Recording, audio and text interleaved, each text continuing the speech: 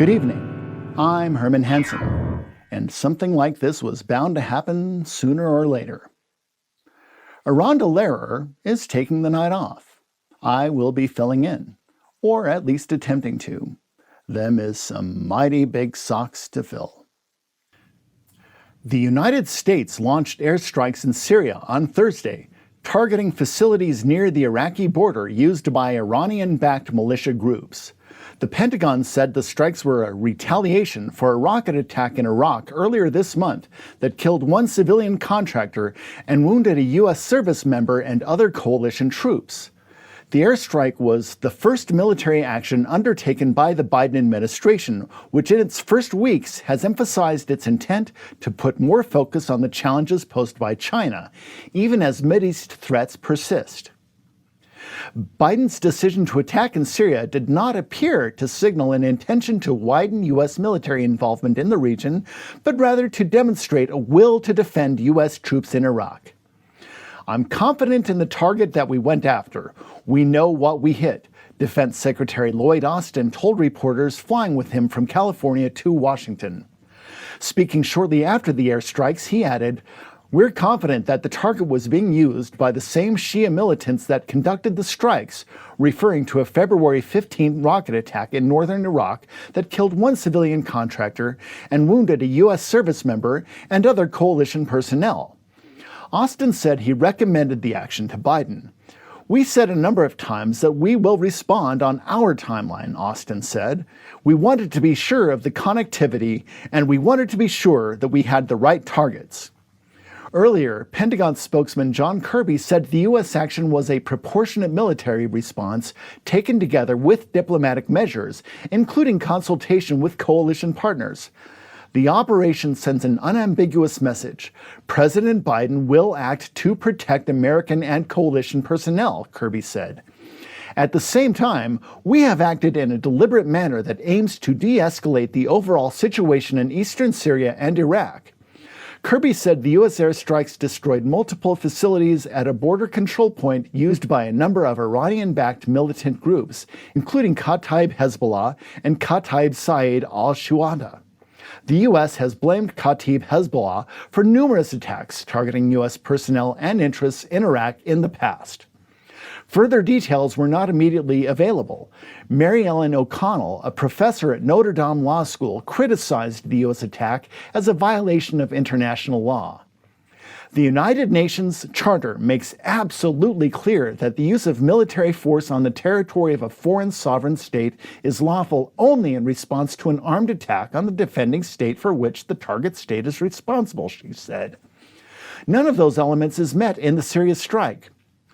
Biden administration officials condemned the February 15th rocket attack near the city of Erbil in Iraq's semi-autonomous Kurdish-run region.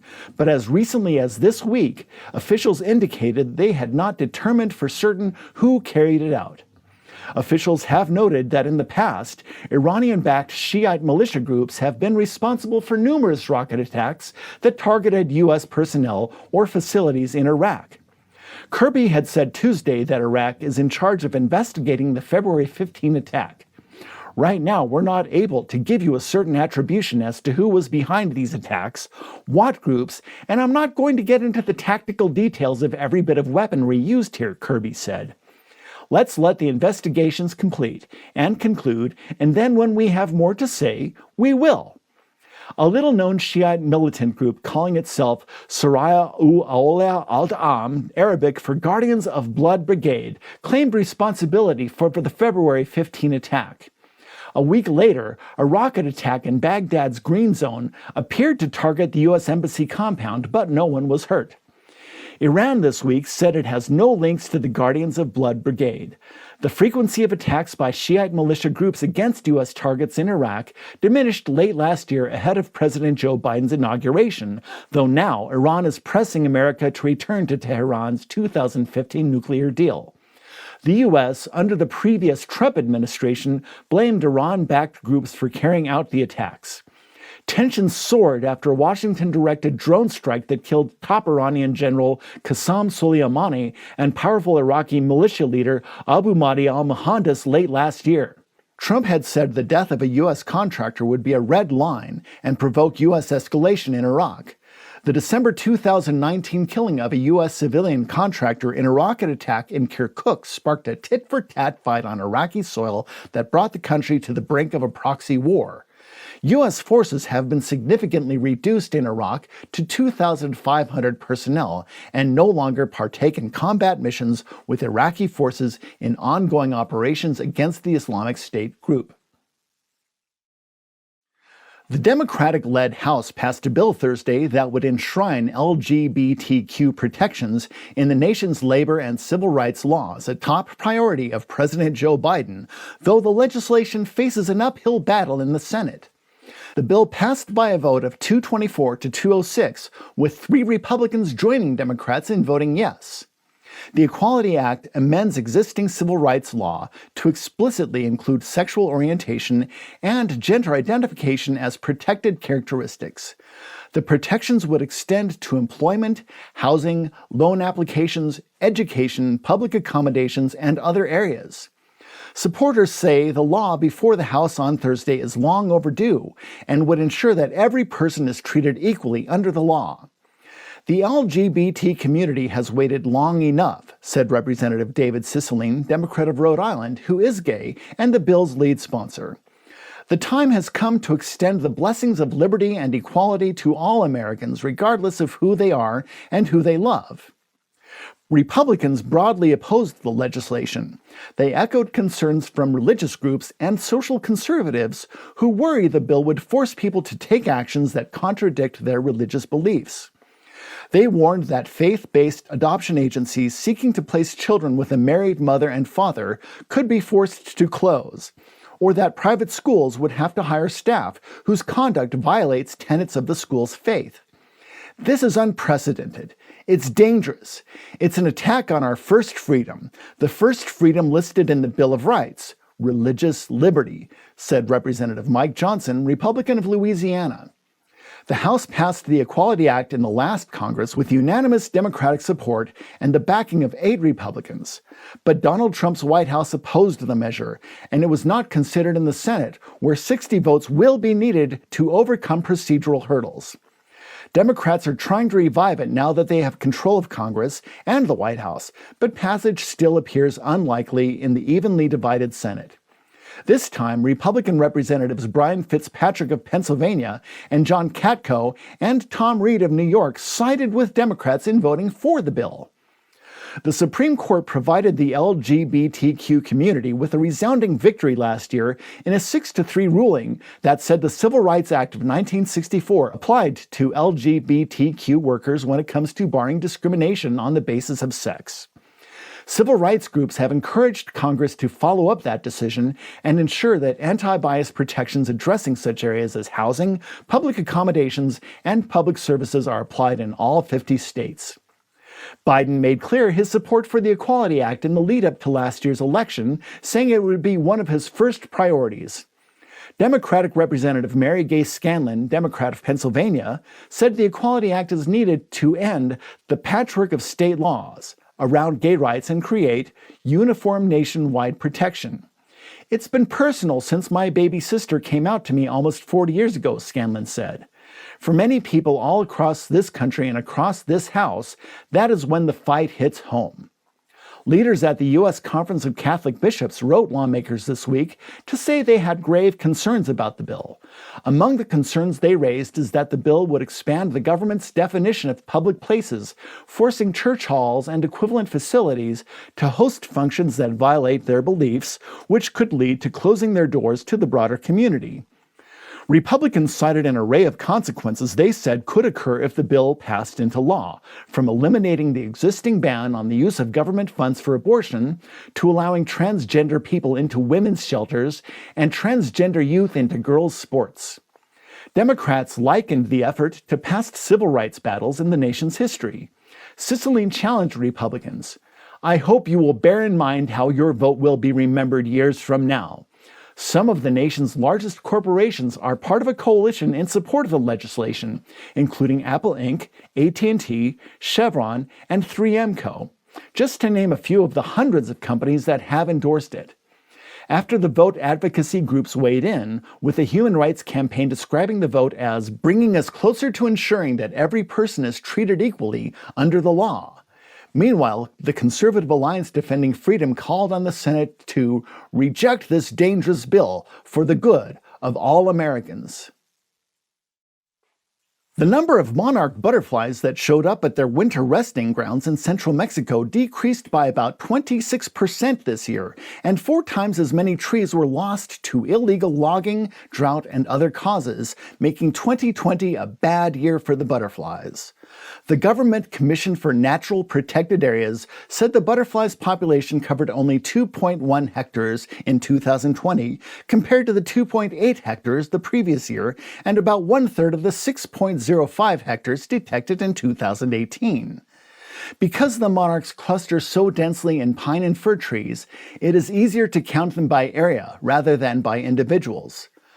Gloria Tavera, the regional director of Mexico's Commission for National Protected Areas, blamed the drop on extreme climate conditions, the loss of milkweed habitat in the United States and Canada on which the butterflies depend, and deforestation in the butterflies' wintering grounds in Mexico.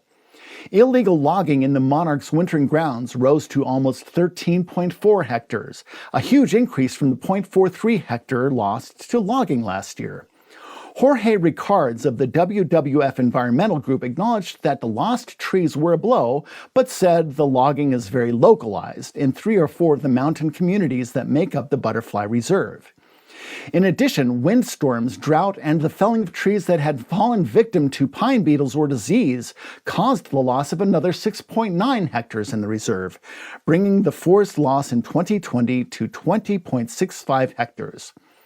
That compares to an overall loss of about 5 hectares from all causes the previous year. Tavera said the drought was affecting the butterflies themselves, as well as the pine and fir trees where they clump together for warmth. The severe drought we are experiencing is having effect, Tavera said. All the forests in the reserve are under water stress. The forests are dry. The butterflies are looking for water on the lower slopes near the houses, she noted. Tavera also expressed concern about the severe winter storms in Texas, which the butterflies will have to cross and feed and lay their eggs on their way back to their northern summer homes in coming months. This is a cause for worry, Tavera said, referring to whether the monarchs will find enough food and habitat after the winter freeze.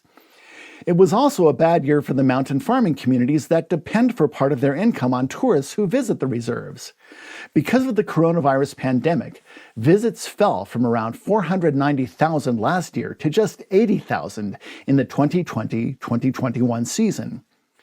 Environmentalist and writer Homero Ardiaz, who grew up around the reserve, said the decline in butterflies and rise in logging was not surprising given the reduction in Mexican government funding for protected natural areas and environmental work. While the reserves were close to tourism during practically the whole winter season, the way was open for loggers with no control, Ardiaz said. The question is, can the monarch migration survive this environmental negligence? The U.S. group Center for Food Safety called for the monarchs to be granted endangered species protection, noting that the minimum population threshold needed to be out of the danger zone of extinction is 6 hectares. It was unclear whether the drop in tourism income contributed to the increased logging. Ricard said there has long been pressure on the area's forests from people who want to open land for planting crops. Felipe Martinez Mesa, director of the Butterfly Reserve, said there have been attempts to plant orchards of avocados, hugely profitable for farmers in the area, in the buffer zones around the reserve. The high mountain peaks where the butterflies clump in trees are probably a bit above the altitude where avocado trees like to grow, Martinez Mesa said. But the buffer zones provide protection and support for the higher areas, and he said more must be done to combat the change in land use. Frequently, illegal logging is carried out by outsiders or organized gangs, and not by the farm communities that technically own the land. The butterflies hit a low of just 0.67 hectares in 2013-2014. Loss of habitat, especially the milkweed where the monarchs lay their eggs, pesticide and herbicide use, as well as climate change all pose threats to the species' migrations. While there was plenty of bad news for the butterflies, very few showed up to some historic wintering sites like Sierra Chinqua. There was the welcome news that a new wintering site was discovered nearby in a mountaintop near the Lagunas de Zempoala protected area near Mexico City. Taveras said the wintering site had always been there, but was so difficult to reach that it wasn't discovered until earlier this month. Well, the Avs are at it again. How about them Broncos? And now for sports.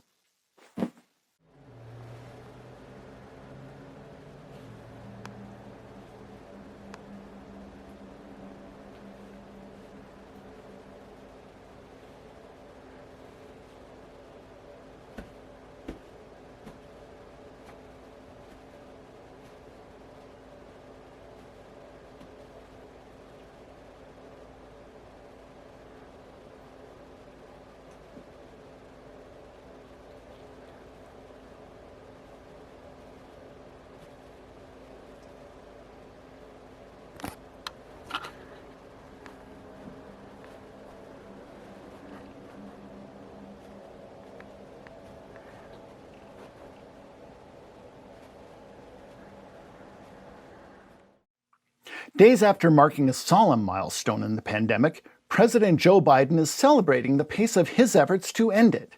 On Thursday, Biden marked the administration of the 50 millionth dose of COVID-19 vaccine since his swearing in.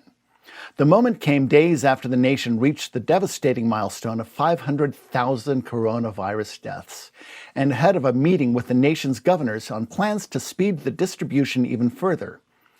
The more people get vaccinated, the faster we're going to beat this pandemic, Biden said at the White House ceremony, noting that his administration is on course to exceed his promise to deliver 100 million shots in his first 100 days in office.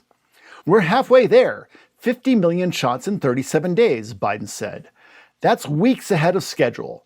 All told, more than 45 million Americans have been administered at least one dose of the approved vaccines from Pfizer and Moderna since they received approval from the Food and Drug Administration in December, with more than 20 million receiving both required doses. As part of the ceremony, 4 frontline workers, a pair of emergency medical technicians, a school counselor, and a grocery store worker received vaccine doses on live television, part of the White House's efforts to build confidence in the vaccination program. Biden predicts that by late spring there will be enough vaccine to administer to anyone that wants it, but that hesitance of the vaccine will limit the number of people who want it. We'll have the vaccine waiting, Biden said, predicting that point could come within 60 to 90 days. He promised a massive campaign to educate people about the safety and efficacy of the vaccines, in hopes of stimulating demand as the nation aims to vaccinate about 80% of adults to reach herd immunity and end the pandemic. Biden said he planned to tour a U.S. military-run mass vaccination site in Houston on Friday, one of several ways his administration is aiming to speed injections, particularly once supply increases. Biden noted that the promise of a third vaccine receiving approval as soon as this weekend as Johnson & Johnson's single-dose candidate undergoes review by the FDA. We have a plan to roll it out as quickly as Johnson & Johnson can make it, Biden said. Meeting with governors, Biden appealed for their help in passing his $1.9 trillion American Rescue Plan, which provides funding to expand vaccination and testing as well as economic relief for people struggling during the pandemic. The economic toll of this pandemic continues to tear through the country as brutally as the virus itself, Biden said. Biden also warned that variants could continue to spread, leading to more cases and hospitalizations. He appealed to Americans to keep up with social distancing measures and wear face coverings. This is not the time to relax, he said. And today, I'm very excited to announce the rollout of our new cooking feature segment, which we are calling the Cooking Segment.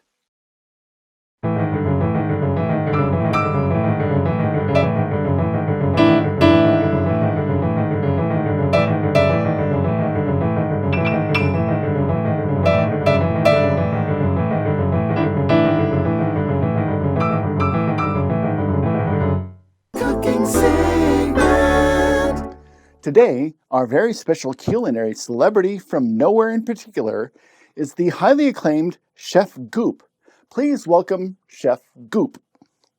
Everybody, Chef Goop. Hello, I am Chef Goop. I am from absolutely nowhere. Chef Goop, welcome to the show. Thank you. It is your honor to have me. And what will you be making for us today? Today I will be making my signature dish. And what is that? It's goop. It's goop. I'm Chef Goop. I make the goop. Are you stupid in your head? It's a possibility. So, what goes in the making of your goop, Chef Goop? The prized ingredient is the milk from the lactating sperm whale. Whale's milk. Fascinating. That's not exactly readily available. How do you, Well, of course, you must yourself obtain. One must venture forth into the endless majesty of the open sea, and one must address the animal in the language of the whale, which I myself have taught to myself. And one must say,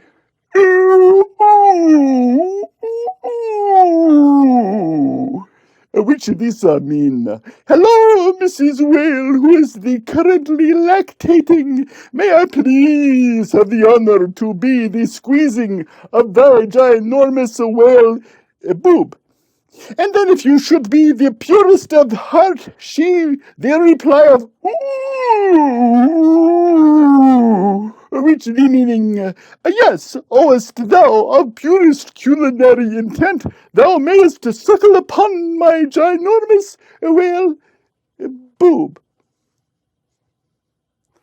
The point at which one must make the haste to the latching on, mind you, the nipple of the whale is quite large, it's the size of a man. So, very difficult to latch on, but once done, it's like the mother lode, so much milk shall come forth.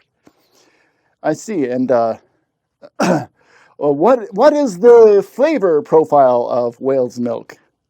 Well, of course, in the open sea, it is impossible to isolate from the brine, so in fact, it does, and should taste like cheese, salty cheese. Okay, so let's go ahead and have you prepare the food. Yes, no, for the preparation of the whale's milk goop, we cooking, cook, so much cook the goop,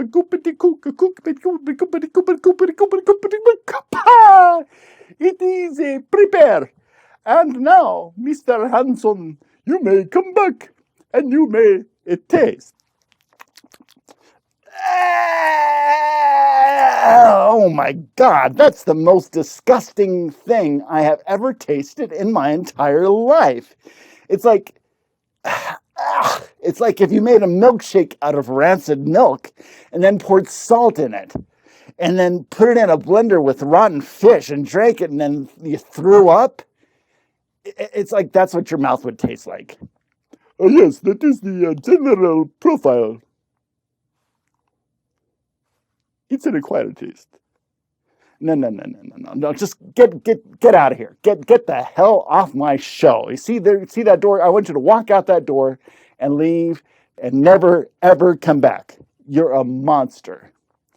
Yes, of course I leave. But first, I curse you in the language of the whale. I tell you.